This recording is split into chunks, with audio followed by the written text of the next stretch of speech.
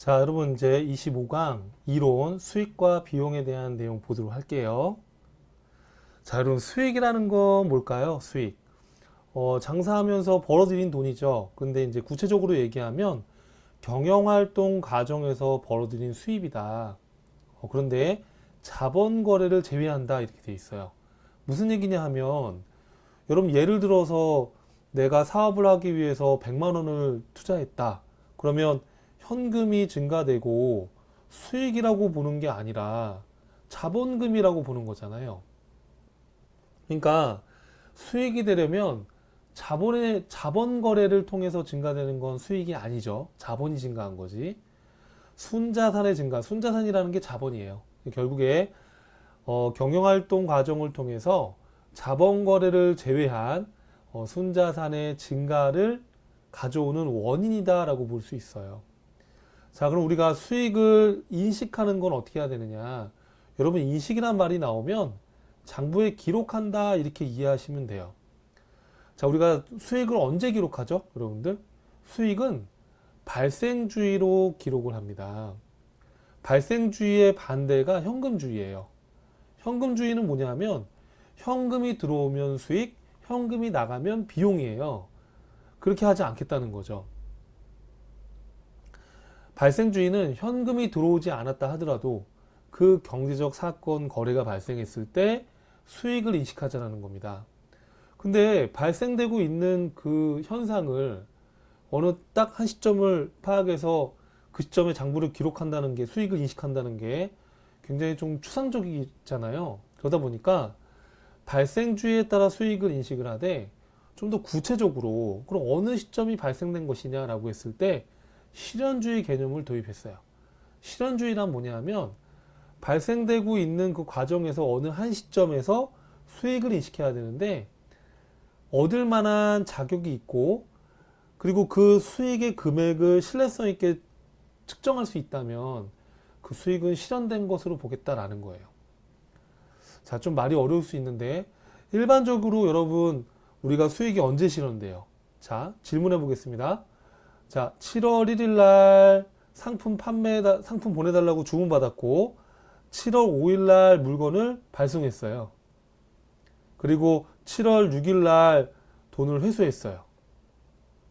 그럼 우리가 언제 수익을 인식할 거냐?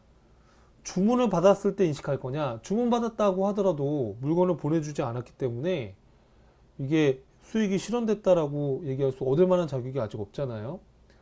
그러면 언제냐? 물건을 보내줬을 때. 그러면은 물건을 보내주면 내가 물건을 상대방한테 준 거니까 돈을 받을 만한 자격도 있고 이게 얼마짜리인지 다 나와 있잖아요. 그죠? 그래서 일반적인 기업은 대부분 인도했을 때, 즉 물건을 판매한 시점에 수익을 인식한다는 겁니다. 이해될까요? 자, 그럼 여러분 이러한 수익을 어떻게 구분해서 기록하면 좋을까요? 어떻게 구분할까요? 자, 첫 번째, 영업수익과 영업외수익으로 구분합니다. 자, 영업수익은 뭐냐면 영업활동과 관련된 수익을 말해요. 자, 일반적으로 상기업은 상품 매출하는 게 영업활동이죠. 제조기업은 제품을 만들어서 파는 게 영업활동입니다. 서비스 기업은 어때요? 서비스를 공급하는 게 영업활동이죠. 예를 들어서 학원이다 그러면 교육 용역을 제공하는 게 학원의 주된 영업활동이잖아요. 그럼 그거는 용역 기업의 경우에는 용역 수익 이렇게 기록해 주면 되는 거죠. 그러니까 영업 수익이라는 거는 기업의 주된 영업 활동과 관련된 주된 수익이다 이렇게 생각하시면 돼요. 자, 그런데 여러분 사업을 하다 보면 이런 상품 매출 수익만 있는 건 아니잖아요. 은행에서 이자를 받을 수도 있는 거고요. 또 기기장치를 처분해 가지고 유형자산 처분 이익이 생길 수도 있는 거고요. 이런 것들은 상품을 파는 거랑은 관련이 없죠. 이런 수익을 우리 뭐라고 한다? 그렇죠. 영업의 수익이라고 합니다. 자, 그래서 여러분 수익은 크게 영업활동과 관련된 영업수익, 즉 상기업이다 그러면 상품 매출, 그 다음에 영업 외 수익, 뭐 이자 수익 같은 것들. 자, 그럼 여러분 구체적인 수익 계정 과목의 대표적인 영업수익인 매출액입니다. 자, 우리 매출액은 아까도 얘기했지만 주된 영업활동과 관련된 수익이다라고 말씀드렸죠. 자, 근데 여러분 손익계산서에 우리가 매출 수익을 보고할 때는 순매출액으로 보고해요. 이거는 우리 재고자산 편에서도 한번 얘기를 했었는데, 자, 내가 상품을 판매했다가 예를 들어서 반품이 날 수도 있잖아요. 그랬을 땐 우리 매출 환입이라고 얘기했던 거 기억나세요? 자, 10만 원의 상품을 외상으로 팔았다가 만약에 뭐 이건 구매한 건데 판매한 걸로도 한번 생각해 봐요.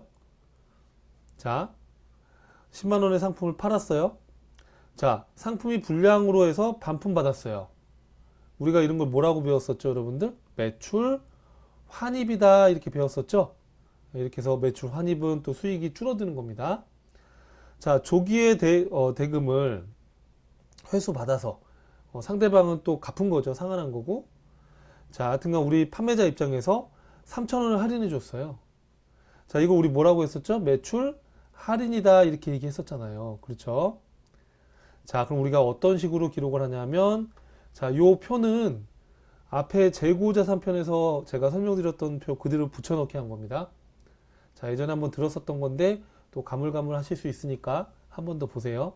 자, 1월 10일 날 판매자 입장입니다. 자, 상품을 외상으로 팔았다. 외상 매출금, 상품 매출. 자, 이게 영업수익이죠. 상품 매출. 자, 10,000원만큼 반품으로 회수했대요. 그러면 매출 할인 및 애누리 외상 매출금이 줄어드는 거죠. 그죠? 우리 매출 할인 및 애누리는 요 상품 매출의 차감적 계정이에요. 그래서 상품 매출이 줄어든 건데 이때 상품 매출이라고 해도 돼요. 차변에. 하지만 관리가 안 되니까 관리 목적으로 상품 매출이라고 바로 하지 않고 우리 상품 매출로 바로 해도 되지만 우리가 시험 목적으로 매출 환입 및 애누리 이렇게 상품 매출에 차감되는 계정을 쓰는 거예요. 자, 또 1월 18일 날 3,000원을 할인해 줬잖아요, 우리가. 그러면 87,000원이 들어오겠죠. 10만 원에서 만 원을 반품 받았으니까 9만 원 받을 돈이 있는데 3,000원 할인해 줬으니까 그럼 우리 3,000원만큼을 뭐라고 한다? 그렇죠. 매출 할인이라고 하는 거예요. 이 매출 할인도 매출 할인 및 애누리와 같이 상품 매출이 줄어드는 효과가 있는 거죠. 그래서 여기다가 3,000원만큼 상품 매출 그렇게 해도 되지만 그렇게 관리가 안 되니까 매출 할인이라는 계정 과목으로 관리를 하는 겁니다. 자, 여러분 이 구매자 입장은 우리 재고자산편에서 분명히 설명드렸으니까 혹시 기억 안 나시는 분들은 재고자산 복습해 주세요. 자, 넘어갑니다. 자, 그래서 여러분들 아까 얘기했다시피 손익계산서에 기록되는 매출액은 순매출액으로 기록되는 거예요. 그래서 총 매출액에서 매출 환입 및 애누리, 매출 할인을 뺀 순매출액으로 기록된다는 거. 자, 영업의 수익이에요, 여러분. 영업의 수익은 영업활동과 관련이 없이 발생한 수익을 말하죠. 딱 생각나는 게 이자 수익이 있네요. 이자 수익은 거래처에 돈을 빌려주거나 은행에 예금을 해서 이자를 받는 거잖아요. 그쵸? 그래서 이것도 영업활동, 상품 파는 거랑은 상기업의 입장에서 상품 파는 거랑은 상관이 없으니까 영업 외 수익에 해당이 되고요. 배당금 수익이라고 나와 있네요. 그럼 요거는 뭐냐면은 주식 같은 거를 투자할 수 있죠, 우리가. 그러면은 주식을 투자하면은 그 상대방 회사가 이익이 많이 나면 지분에 따라서 이렇게 배당을 준단 말이에요. 그러면 우리 회사가 이렇게 현금 배당을 받았다 그러면 현금 100원 받았다 그러면 대변에 배당금 받은 거다 그러면 배당금 수익 이렇게 해서 수익으로 인식을 해주는 거예요. 근데 이 배당금 수익은 영업의 수익에 해당이 되는 거고요. 그래서 배당 받을 권리가 확정된 시점에 보통 이제 그 상대방 회사가 주주총회에서 배당금 얼마 줄게 확정하면 그때 내 수익이 확정된 그 시점에 인식하는 게 이론상은 맞는 거예요. 그래서 하여튼 이렇게 배당금 수익으로 인식한다는 거. 자, 단기매매증권 평가이익은 우리 앞에서 단기매매증권에서 학습을 했었죠. 그래서 공정가치로 평가함에 있어서 장부 금액보다 공정가치가 상승한 경우에 장부에 100원으로 되어 있는데 연말의 공정가치가 130원으로 올랐다. 그러면 30원만큼 단기매매증권 평가이익에서 영업의 수익으로 한다고 했었죠. 단기매매증권 처분이익은 평가한 게 아니라 처분한 거죠. 그래서 예를 들어서 장부에 130원으로 평가해 놨는데 처분 금액이 150원이다 그러면 어때요? 20원만큼은 내가 현금으로 실현된 이익이잖아요. 그래서 이것만큼은 당연히 단기매매증권 처분 이익으로 영업의 수익으로 인식합니다. 자, 유형자산 처분 이익이죠. 자, 이것도 우리 유형자산편에서 학습을 했었죠. 자, 처분 금액이 장부 금액보다 더 큰 경우.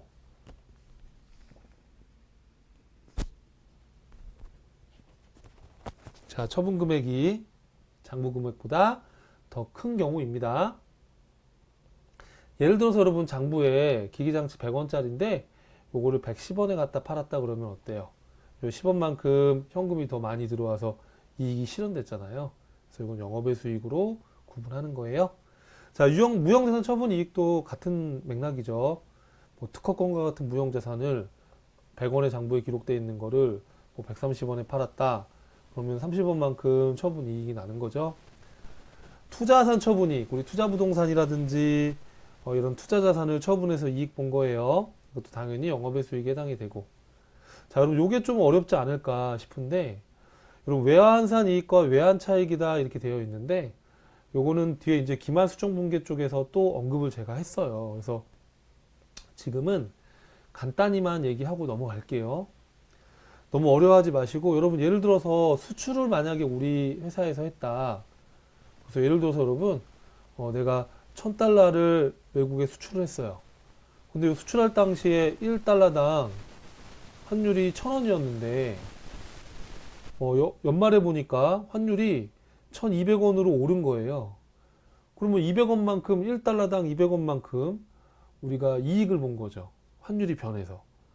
환율이라는 거는 이렇게 교환 비율이에요. 화폐 간에. 이해되죠, 여러분들? 1달러에 1000원이다. 1000달러다. 그러면은 100만 원어치 수출한 건데 연말에 보니까 1달러에 1200원으로 환율이 올랐어요.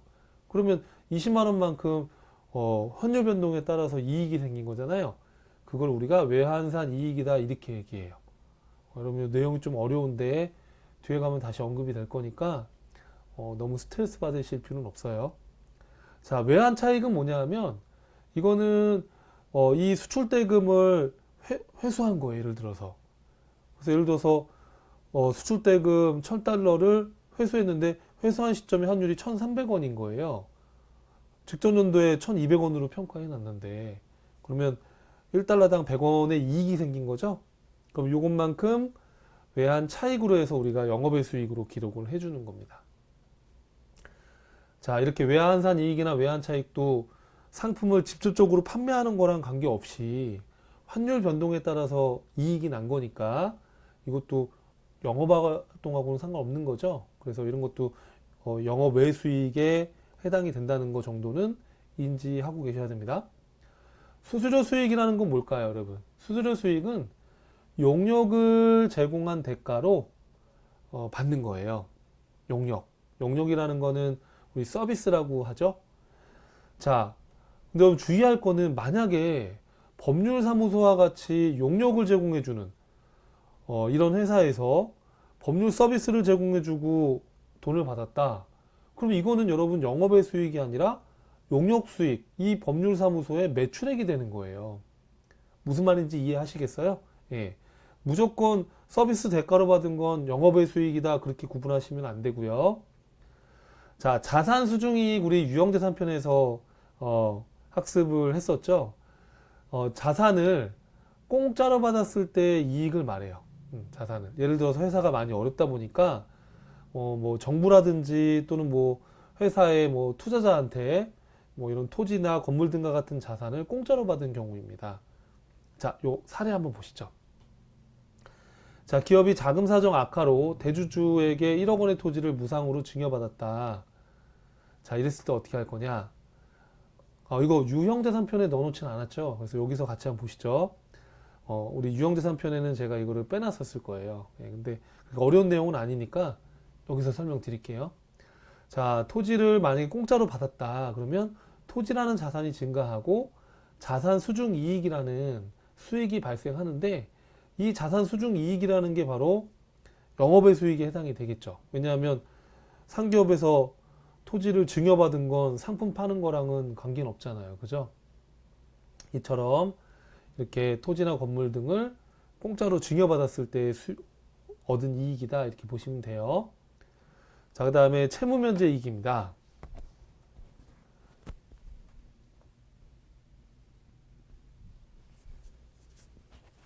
자, 채무 면제 이익은 여러분 어떤 뉘앙스 같아요? 자, 채무를 탕감받은 겁니다. 채무를 탕감받은 거예요. 자, 예를 들어서 여러분 여기 사례를 보시죠. 5월 10일 날 국민은행으로부터 1,000만 원을 현금으로 차입을 했대요. 6개월 후에 갚기로 했고요. 그래서 현금 자산이 증가하고 단기 차입금 부채로 인식을 했어요. 자, 근데 12월 10일 날 차입금 600만 원을 현금으로 갚고 나머지는 은행에서 면제받았대요. 자, 사실은 여러분 이런 경우는 거의 없죠. 실무상. 그렇죠? 이제 시험 문제를 위한 문제다 이렇게 보시면 되겠습니다. 자, 그럼 여러분 어떻게 하겠어요? 우리 회사 입장에서는 차입금 1,000만 원을 600만 원으로 현금으로 갚으면서 400만 원은 탕감받은 거니까 채무를 면제받은 거니까 채무 면제 이익이라는 영업의 수익으로 기록을 해주시는 겁니다. 자, 자비이익이라는 건 뭐겠어요, 여러분? 영업활동 이외의 활동에서 발생하는 적은 금액의 이익이다. 뭐 예를 들어서 내가 치킨 장사를 하는데 청소하고 문 닫고 가려고 하는데 청소하다가 10,000원을 주신 거예요. 이거는 내가 치킨 파는 거랑은 상관없잖아요. 뭐 이런 거, 이런 적은 금액의 이익, 이런 건 또 자비이익이다 이렇게 얘기를 하는 거예요. 자, 그럼 여러분 비용 쪽으로 한번 볼게요. 자, 우리 비용이라는 건 뭘까요? 기업의 영업활동 과정에서 우리가 돈을 많이 지출하니까 그런 뉘앙스로 이해를 하면 되겠지만 좀 더 설명해 보면 경영활동 과정에서 자본 거래를 제외한 순자산의 감소를 가져오는 원인이다. 꼭 현금으로 지출해야 되는 건 아니에요. 이거는 꼭 지출이 현금이 나가야 되는 건 아니에요. 왜냐하면 우리는 발생주의로 하기 때문에 이렇게. 자, 그럼 비용을 언제 장부에다가 인식을 할 거냐라고 했을 때 똑같아요. 여러분 발생주의로 비용을 인식을 하는데 자, 이거는 뭐 앞에 우리가 공부할 때 많이 언급됐던 단어인데 자, 여러분 발생주의라는 거는 계속적으로 발생이 되고 있는 거잖아요. 예를 들어서 우리 회사에 기기장치가 있다 그러면 기기장치를 매일매일 사용하면 매일매일 감가상각비로 인식을 해야 되는 거잖아요. 자, 그리고 전기요금이 매일매일 발생되고 있고 그래서 이 발생주의라는 거는 사실은 너무나 좀 추상적이에요. 이론상. 그렇죠? 그래서 좀 이걸 구체화시켜 놓은 게 뭐냐면 그냥 발생되는 시점을 이걸 하나하나 다 어떻게 따지냐. 그래서 비용이라는 걸 가만히 생각해 보니까 비용이라는 것은 수익이 발생되면 비용이 발생되지 않겠느냐라고 생각을 한 겁니다. 예를 들어서 내가 100원의 상품을 사와서 이걸 150원에 팔았다. 그럼 150원의 수익이 발생됨으로써 100원의 매출원가 비용이 생긴 거잖아요. 그러니까 수익이 일어나야지 비용이 발생되는 거 아니겠느냐라는 거죠. 그래서 수익과 비용을 대응시켜보자라는 관점에서 시작한 거예요. 이 수익 비용 대응 원칙 때문에 감가상각을 또 하는 거고 또 대손상각비를 인식하고 퇴직급여 충당부채도 인식하고 그런 거 할 때 제가 수익 비용 대응 원칙에 대한 이야기를 많이 했었죠. 그래서 우리가 비용은 현금주의로 하는 게 아니에요. 현금이 나갔을 때 인식하는 게 아니라 비용이 발생된 시점에서 인식을 하되 발생된 시점을 구분하기 어려우니까 적절하게 수익에 대응시켜보자라는 겁니다. 자, 그러면 우리가 비용은 어떤 것들이 있을까요? 자, 비용의 구분부터 한번 해보죠. 비용의 구분. 자, 비용도 마찬가지예요. 수익처럼 활동별로 구분하는 거예요. 영업비용, 영업활동과 관련된 비용이죠. 대표적으로 매출원가와 판매관리비를 들 수 있을 거예요. 판매관리비. 자, 그 다음에 영업의 비용, 영업활동과 관련이 없는 비용이죠. 우리 이자 비용이나 유형자산 처분 손실이나 뭐 이런 것들입니다. 자, 법인세 비용은 자, 이거는 법인기업이 벌어들인 소득에 대해서 내는 법인세를 말하는 거예요. 근데 여러분 참고로 우리 전산 회계 2급 시험은 개인 사업자를 대상으로 하기 때문에 이 개인 사업자, 개인이 벌어들인 소득에 대한 세금을 뭐라고 해요? 그렇죠. 소득세 비용이라고 합니다. 우리 시험에서는 요거를 포커스로 나올 거예요. 자, 그럼 여러분 비용 계정 과목이 뭐가 있을까? 영업비용의 대표적인 매출원가가 있겠네요. 자, 매출원가는 주된 영업활동과 관련된 비용으로서 상기업이다 그러면 상품 매출원가, 제조업이다 그러면 제품 매출원가, 서비스 제공 기업이다 그러면 용역 매출원가 이렇게 매출원가로 구분해 볼 수 있는 거죠. 뭐 영역 원가 이렇게 하기도 하고요. 예, 이렇게 해서 우리 이제 상기업을 대상으로 시험이 나오니까 여러분들 상품 매출원가 이렇게 생각해 보시면 되겠죠. 자, 사례를 통해서 한번 볼까요? 상품 10만 원을 외상으로 구입했다. 그럼 차변의 상품 10만 원, 대변의 외상 매입금 10만 원 이렇게 되겠네요. 그죠? 자, 구입한 상품 중에 만 원의 분량으로 반품을 보냈대요. 거래처에. 그럼 어떻게 되겠어요? 자, 외상 매입금 10만 원 중에 만 원은 갚을 필요가 없죠. 자, 그리고 상품이 줄어들면 되는데 우리가 관리 목적상 매입한 줄 및 내누리 이렇게 기록을 합니다. 그 다음에 12월 18일 자, 조기 상한에서 7,000원을 할인받았답니다. 그럼 어떻게 되겠어요, 여러분? 외상 매입금이 줄고 현금이 나가고 이걸 뭐라고 한다? 매입 할인. 자, 그럼 10만 원에서 만 원하고 7,000원을 빼면 우리가 진짜로 순 매입한 금액은 83,000원이잖아요. 그렇죠? 자, 그런데 기말에 20일부터 할까요? 자, 83,000원이 지금 상품 매입한 건데, 자, 이 중에 얼마어치를 갖다가 꺼내주고 10만 원을 현금으로 받았대요. 상품을 판매한 거네요. 그러면 상품 매출이라는 수익이 발생하고 현금 자산이 증가했을 거죠. 자, 근데 물건을 팔았을 때 바로 매출원가에 대한 분개를 하지 않는다고 했습니다.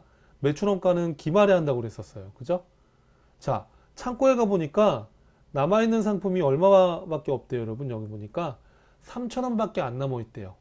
83,000원어치 구입을 했는데 3,000원 밖에 안 남아있다 그러면 우리가 얼마어치 팔려 나간 거죠? 그렇죠. 8만 원어치 팔려 나간 거죠. 그래서 그 상품 없어진 거를 어떤 비용으로 한다? 상품 매출 원가로 처리한다 라는 겁니다. 이렇게 기록하게 되면 손익계산서에 나오는 구조가 매출액이 10만원, 매출원가가 8만원. 이 매출원가는 기초상품에서 단기상품 순매입액을 더하고 기말상품 재고를 빼면 되는 겁니다. 그러면 여러분 요 상품 팔아가지고 2,000원에 이익이 난 거죠. 이 2,000원을 우리가 뭐라고 배웠었죠, 여러분들? 그렇죠. 이거를 매출 총이익이다 이렇게 얘기하는 거예요. 그래서 매출원가에서 매출액에서 매출원가 뺀 나머지 이익을 뭐라고 한다? 그렇죠. 매출 총이익이다 이렇게요. 우리 매출원가는 어떻게 구한다? 기초상품에서 단기 순매입액을 더하고 기말상품 재고를 빼면 되는 겁니다. 자, 그럼 매출원가 말고 또 영업비용이 뭐가 있다고 그랬어요? 그렇죠. 판매비와 관리비입니다. 판매활동이나 관리활동에서 발생한 비용으로서 급여, 임차료, 이런 판매나 관리활동을 생각해 보시면 이해가 될 거예요. 자, 판매를 하기 위해서는 영업사원들 월급 줘야 되잖아요. 급여. 그렇죠? 근데 제조기업의 경우에 공장 직원에 대한 임금은 임금이라는 계정으로 구분하는데 이건 전산 회계 1급부터 나오니까 가볍게 보시면 되겠습니다.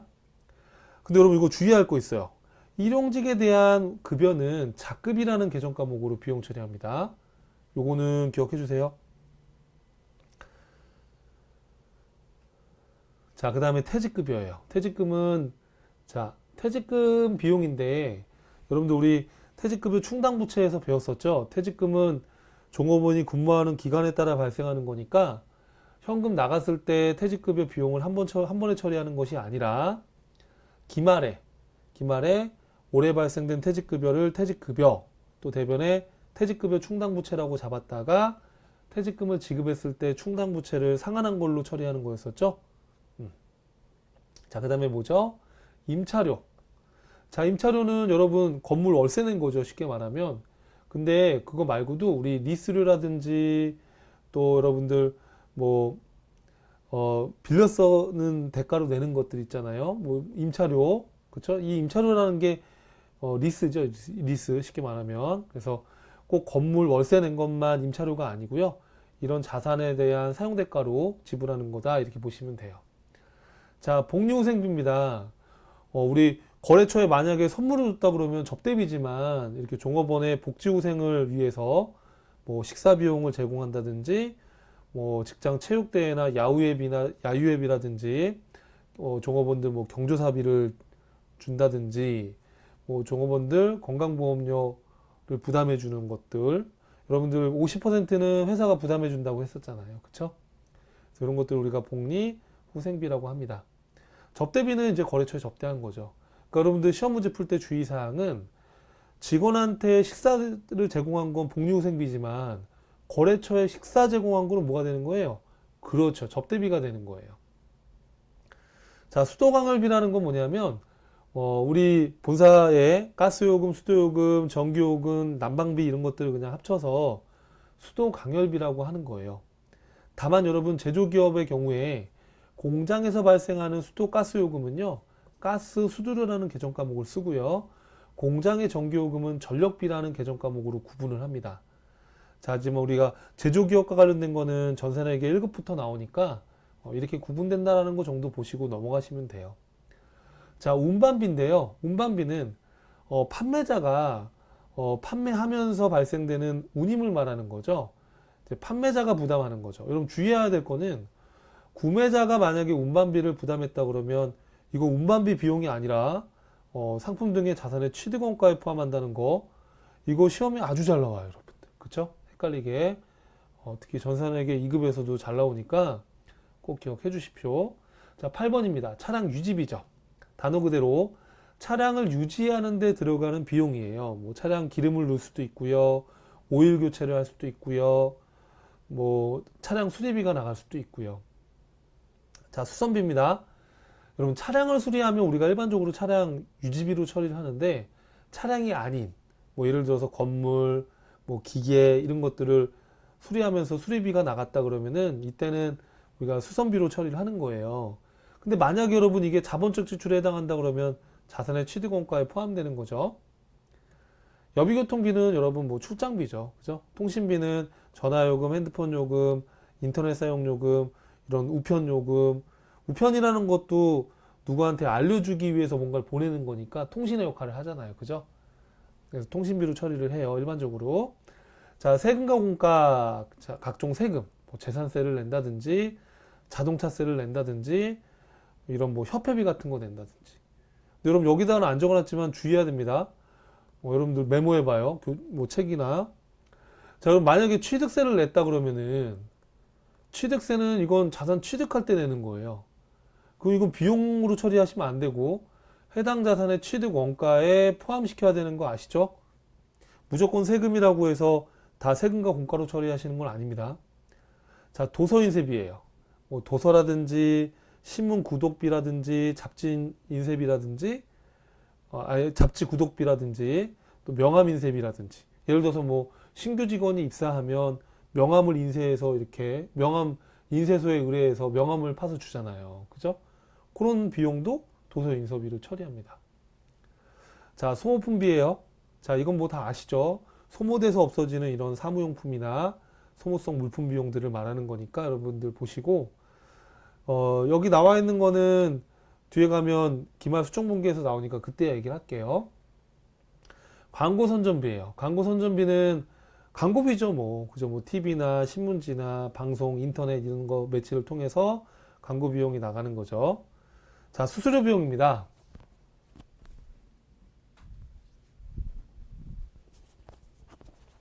자, 그럼 수수료 비용은 우리가 뭐예요? 수수료 비용은 서비스에 대한 대가예요. 여러분 주의하셔야 돼요. 금전 사용 대가로 지급하는 경우에는 이자 비용이죠. 수수료 비용과 이자 비용은 다른 거예요. 헷갈리시면 안 돼요.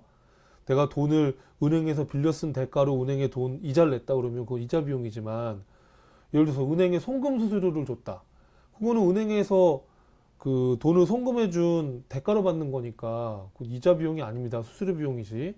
은근히 헷갈려 하시는 분들 많아요. 자, 그래서 수수료 비용은 서비스에 대한 대가를 지불하는 것이고, 이자 비용은 금전 사용 대가다, 이렇게 이해하시면 돼요. 감가상각비네요. 여러분 이거 우리 유형자산에서 공부했었죠? 우리 유형자산을 사용하거나 시간의 경과로 가치가 줄어든 비용이에요. 수익비용 대응을 위해서 기기장치 샀을 때 현금 나갔다고 비용 이렇게 하는 게 아니라, 아직 수익 창출에 기여 안 했으니까 기기장치라는 자산으로 기록했다가 기말에 수익에 대응시키기 위해서 적절하게 감가상각비를 계산해서 감가상각비, 감가상각 누계액 이렇게 인식하는 거였었죠. 대손상각비, 자 여러분 이거 뭐였었어요? 우리 충당금 설정법 이런 거 혹시 기억나세요? 그래서 외상매출금이나 받으러 온과 같은 채권에 대해서 결산할 때 못 받을 거를 미리 예상해서 대손 충당금으로 설정했다가 나중에 대손이 확정이 나면 충당금을 우선 상기해서 처리하고 부족하다 그러면 또 추가적인 대손 상각비로 인식하는 거 봤었네요. 자, 이번에는 이제 영업의 비용으로 볼게요. 우리 매출원가, 판매비와 관리비에 대해서 봤어요. 자, 영업활동과 관련이 없는 비용을 말하죠. 뭐 이자 비용, 또 단기매매증권 평가손실, 단기매매증권 처분손실. 단기매매증권 평가손실은 공정가치가 하락했을 때, 그렇죠? 자, 단기매매증권 처분손실은 내가 단기매매증권을 처분했는데 처분 금액이 작은 거죠. 그러니까 예를 들어서 100원짜리 단기매매증권을 뭐 70원에 처분해서 30원이 손실이 난 거죠. 그죠? 자, 여러분들 매출채권 처분 손실 이거는 한참 됐죠. 공부한 지가 우리가 기억이 날까요, 여러분들? 너무 오래돼가지고. 자, 우리 받으러옴이라는 매출채권을 중도 매각하는 거죠. 이걸 어음의 할인이라고 했었잖아요. 그래서 그 할인료를 매출채권 처분 손실이라고 합니다. 유형자산 처분 손실, 무형자산 처분 손실, 투자자산 처분 손실. 이거는 뭐예요, 여러분? 유형자산 장부금액보다 처분금액이 더 적어서 손해본 거고, 그죠? 이건 무형자산을 싸게 팔아서 손해본 거고, 투자자산을 싸게 팔아서 손해본 거죠? 요거는 우리 유형자산, 무형자산, 투자자산 편에 보면 또 나오는 내용이니까 또 한번 찾아보시면 좋겠습니다. 자, 환율 변동에 따른 이익이 있을 수도 있고 손실이 있을 수도 있죠. 예를 들어서 여러분 우리 아까 예를 들은 것처럼 자, 1000달러를 미국에다가 수출했어요. 수출할 당시에는 1달러당 환율이 1000원이었는데 연말에 보니까 환율이 900원으로 떨어진 거예요. 이렇게. 그러면은 환율이 변동해 가지고 손해 봤잖아요. 그래서 이걸 우리는 외화 환산 손실이다 라고 얘기하는데 요 뒤에 기말수정분계편에서 또 설명해 놨으니까 그때 가서 또 반복해서 볼게요. 외환 차선은 뭐냐면 요 1000달러를 받은 거예요. 받았는데 1달러당 환율이 예를 들어서 얘기한 거예요. 800원이다 그러면 900원으로 평가해 놨는데 800원에 환율이 더 떨어졌다 그러면 그때는 손실이 나는 거죠. 그때는 외환 차손으로 처리를 합니다. 자, 요 두 가지는 뒤편 결산 쪽에서 또 언급이 될 거예요. 자, 재해 손실은 화재나 천재지변 이런 걸로 인해서 재산적 손해를 입었을 때 그 손실을 말해요. 예를 들어서 건물이 화재가 나서 다 타서 손해봤다. 뭐 이런 거. 재해 손실. 자, 그래서 여기 보니까 공장 건물을 3천만 원에 구입을 했대요. 건물. 그런데 여러분 여기 보니까 화재가 발생해서 다 타버렸대요. 감가상각은 고려하지 않기로 하고요. 그럼 건물 없어지고 이때 뭐라고 한다? 그렇죠. 재해 손실. 근데 이거는 영업활동하고는 관계가 없으니까 이건 영업의 비용으로 처리를 합니다. 자, 뭐 기부금은 여러분 다 아시죠? 뭐 기업이 좋은 일 하기 위해서 기부한 거니까 기부한 비용이에요. 이거는 영업활동하고는 상관없잖아요. 그래서 영업의 비용 또는 뭐 잡손실 이렇게요. 자, 그럼 영업의 비용 봤어요. 그래서 우리 매출원가, 판매비와 관리비와 같은 영업비용, 또 아까 봤던 영업의 비용, 또 법인세 비용. 법인이 벌어들인 소득에 대해서 내는 세금인데 우리 전산회계 2급에서는 중요성이 떨어지죠. 왜냐하면 우리 전산회계 2급은 소득세가 나오니까요. 그렇죠? 근데 여러분 제가 여기 넣어놓은 이유는 전산회계 1급에서 어차피 봐야 되니까 한번 들어보시면 좋잖아요. 그죠? 자, 여러분들 법인이 벌어들인 소득에 대한 세금이 법인세인데요. 법인세는 중간에 이렇게 한번 미리 납부하게끔 돼 있어요. 그래서 보통 1년이 1월에서 12월이니까 1월에서 6월까지 6개월치에 대한 법인세를 8월 말일 날 내요. 보통. 꼭 그런 건 아니지만 일반적으로 그렇게 해요. 자, 그래서 현금으로 납부했어요. 자, 그러면 요때 세금 미리 낸 세금을 선납세금이라고 해요. 근데 여러분 12월 말에 1년치 법인세를 계산해 봤더니 500만 원이었대요. 그럼 이 법인이 벌어들인 세금 비용을 우리 법인세 비용이라고 하는 거예요. 근데 여러분 우리 법인세는 12월 말일날 납부하는 게 아니라 그 다음 연도 3월에 내요. 보편적으로. 그러면 12월 말일날에는 현금이 안 나가잖아요. 그래서 우선은 미지급 세금이라는 부채로 기록을 해놓는 거예요. 자, 그런데 500만 원 중에 100만 원은 미리 중간에 한번 냈잖아요. 그럼 그 선납세금 제외하고 나머지만 내년에 내면 되는 거예요. 자, 여러분 요거는 우리 전산회계 2급에서는 출제되지 않는 분기의 유형이니까 법인기업은 이렇게 법인세 비용에 대한 회계 처리를 하는구나 라고 가볍게 읽어보시고 넘어가시면 됩니다. 자, 여기까지네요, 여러분. 자, 오랜 시간 고생 너무 많으셨고요. 그럼 다음 강에서는 요 수익 비용과 관련된 문제풀이를 같이 해보도록 하겠습니다.